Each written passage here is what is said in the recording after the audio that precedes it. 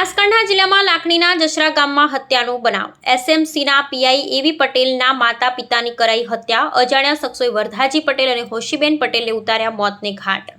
ખેતરમાં રાત્રિના સમય સૂતા હતા તે દરમિયાન અજાણ્યા શખ્સોએ કરી ઘાતકી હત્યા। આખથડા પોલીસે ઘટના સ્થળે પહોંચી તપાસ હાથ ધરી। દંપતીની હત્યાને લઈ લોકોમાં ભારે રોષ। લાખણીના જસરા ગામે થયેલી એસએમસી પીઆઈના માતા પિતાની હત્યાનો મામલો। બનાસકાંઠા એસપીનું નિવેદન આવ્યું સામે। હત્યારા દંપતીની હત્યા કરી મહિલાના દાગીના કાઢી ગયા।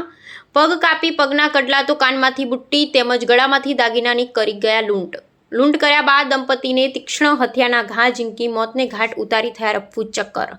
મોડી રાત્રે થયેલી હત્યાની ઘટનાને લઈ બનાસકાંઠાની એલસીબી એસઓજી એસપી સહિતની ટીમો ઘટના સ્થળે પોલીસની પ્રાથમિક તપાસમાં લૂંટારુએ ઘટનાને અંજામ આપ્યો હોવાનું ખુલ્યું।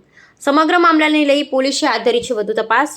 અમારા આગથરા પોલીસ સ્ટેશનના વિસ્તારની અંદર આવેલું જસરા ગામ છે, જેનું એક આજે છે એનો સીમાડો છે। ખેતરની અંદર ઘર બનાવેલું છે અને આની અંદર વરદાજી મોતીજી પટેલ કે જે અમારા એક પોલીસ ઇન્સ્પેક્ટરના પિતાશ્રી પણ છે, તેમના માતાનું અને તેમના પિતાનું આ બંનેનું જે છે એ મર્ડર થયેલું છે। મર્ડરની અંદર જે પ્રાથમિક દ્રષ્ટિએ લાગે છે એ પ્રમાણે પગના જે કડલા પણ કાપીને લઈ ગયા છે અને કાનની બુટીઓ અને સાથે સાથે ઘરની તિજોરી તોડેલી છે।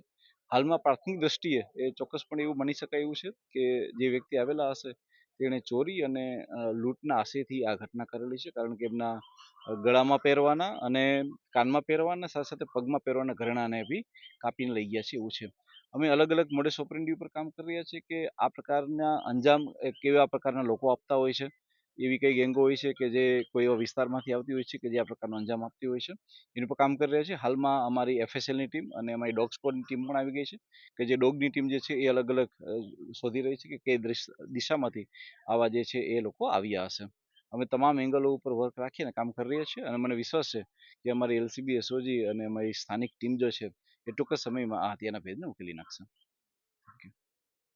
આજે જસરા ગામની અંદર હૃદય હચમચાવી નાખે એવી દુઃખદ ઘટનાના સમાચાર આવ્યા છે। હું બહાર હતો અને ગામમાંથી કેટલાક મિત્રોના અને એના ફોન આવ્યા કે ગામની અંદર આવી ઘટના ઘટી છે।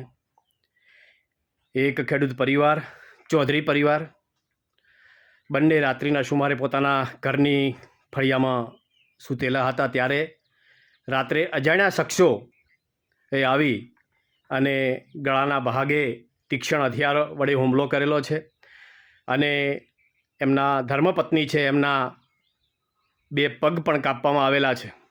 ક્રૂર હત્યા કરી છે।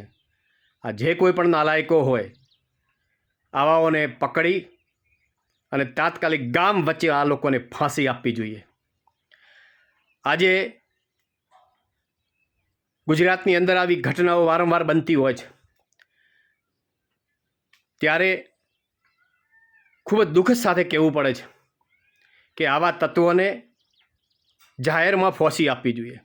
અત્યારે બનાસકાંઠાના એસપી અક્ષયરાય મકવાણા સાથે પોલીસ કાફલા સાથે ત્યાં ઘટનાની તપાસ ચાલી રહી છે, પરંતુ દુઃખદ ઘટના છે, શબ્દો કહી શકાતા નથી એવી ઘટના છે અને હું તો માંગ કરું છું કે આવા તત્વોને તાત્કાલિક પકડીને જાહેરમાં ફાંસી અપાશે ત્યારે જ એમની આત્માને શાંતિ મળશે। ભગવાનને પ્રાર્થના કરું છું કે જેઓની ક્રૂર હત્યા થઈ છે એ આત્માઓને ભગવાન શાંતિ આપે અને પરિવારજનોને આ આઘાત સહન કરવાની શક્તિ આપે તેવી પ્રાર્થના કરું છું અને ફરીથી ગુજરાત સરકારને વિનંતી કરું છું કે તાત્કાલિક જે કોઈ પણ શખ્સો આની અંદર સામેલ હોય, લૂંટનો ઈરાદો હોય કે કોઈ પણ બીજો ઈરાદો હોય, તથ્ય બહાર લાવી અને ગુનેગારોને પકડી અને કડકમાં કડક સજા થાય એવી માંગ પણ કરી રહ્યો છું।